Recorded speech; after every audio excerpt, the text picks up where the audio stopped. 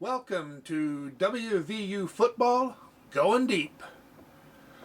My goal is to take a closer look at some of the stories, not just what happened, but why, how, maybe what it means for the future of the program. Sometimes I may even be right. Please subscribe, like, comment, all of those marvelous things that help us out. And now, on to the good stuff. Okay, time for some more WVU football talk. I'm really trying to get this channel to catch on, so it seemed reasonable to do a video about the wide receivers. And that's also one of the big question marks for a lot of people. They're worried because the top four players at that position gone. However, what I'd like to say to those people is, however, I probably should be an adult and take a more rational approach.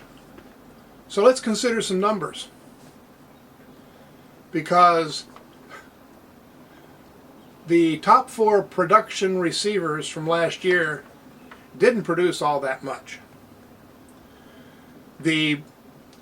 According to PFF.com, the top receiver, no surprise, was Wheaton.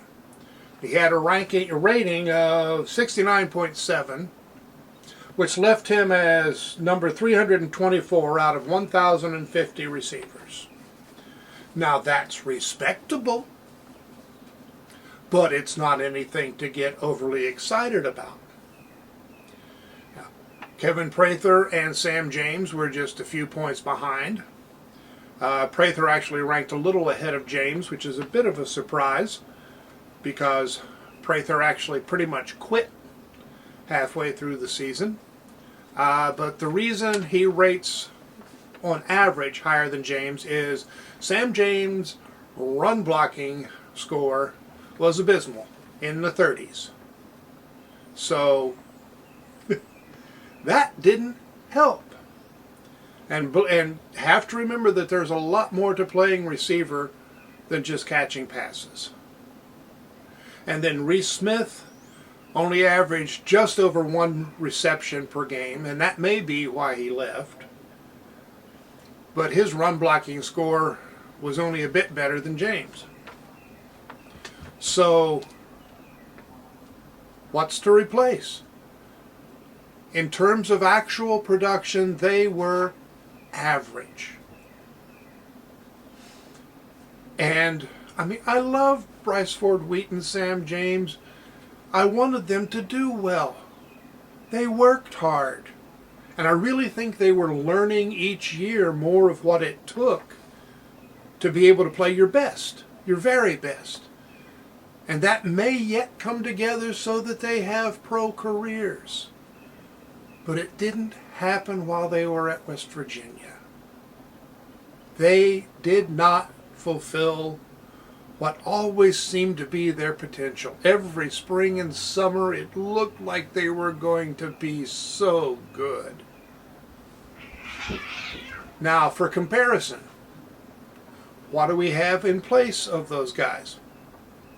Well, if you look at Fox, Braham, Aaron, the three main guys returning, Polk and Carter, who are the two transfers who've been on campus, well, you know what?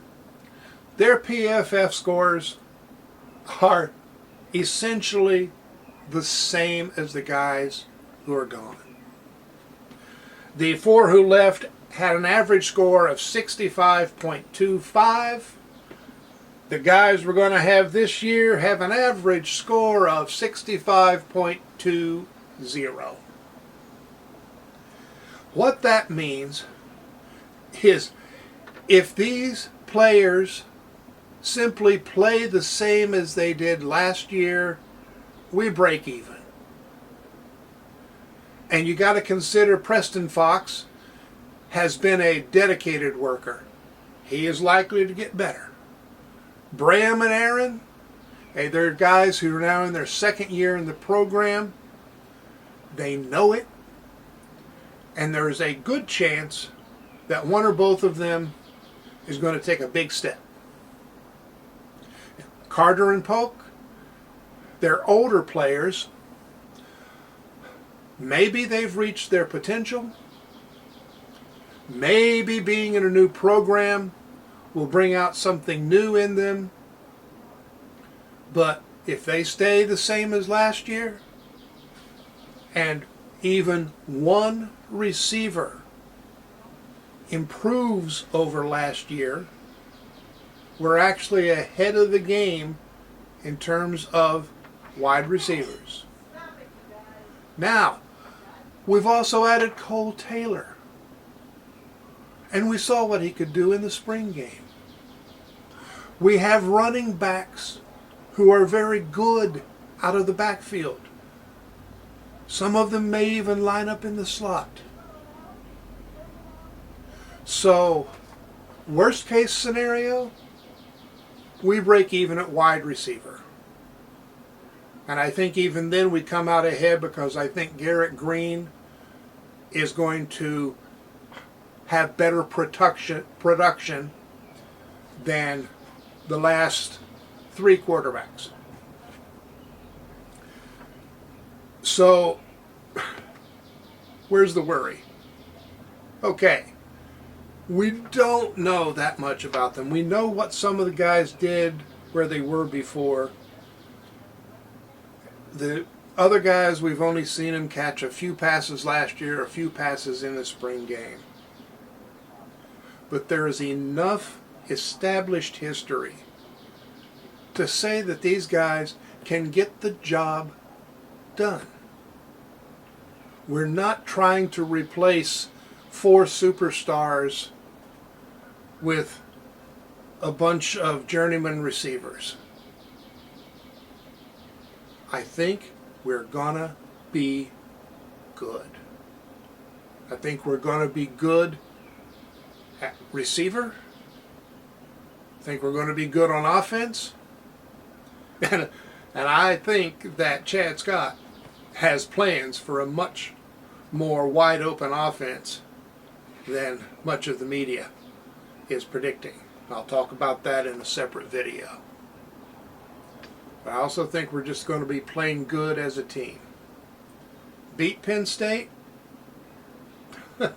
Man, that's going to be tough. But it's not going to be impossible. I think it's going to be a tough game. I think Penn State is going to be surprised. I think a lot of people watching will be surprised. And I think one of the big surprises will be the receivers. Okay, come back. See me next time. Please like, subscribe, make comments, tell your friends. Need to get this channel going. Got to support the cats somehow. Thanks for your time. And this has been West Virginia football going deep.